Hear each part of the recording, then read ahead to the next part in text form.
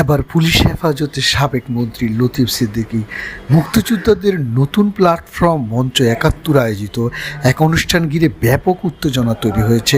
উত্তেজনার এক পর্যায়ে সাবেক মন্ত্রী লতিফ সিদ্দিকী ও কয়েকজন আওয়ামী লীগ নেতাকে পুলিশের গাড়িতে তুলে নিয়ে যেতে দেখা যায়।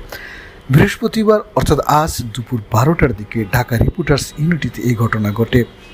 এ বিষয়ে ঢাকা মহানগর পুলিশের ডিএমপি রমনা বিভাগের উপ police commissioner DC Mohammad Masud Alam গণমাধ্যমকে বলেন, মবের শিকার যেন না হন লতিফ সিদ্দিকী, তাই তাকে এবং তার কয়েকজন সহযোগীকে পুলিশ হেফাজত হয়েছে। সে এখন এই বিষয়ে আমরা পরবর্তী সিদ্ধান্ত নেব, এরপর বিস্তারিত তথ্য জানাবো আমরা।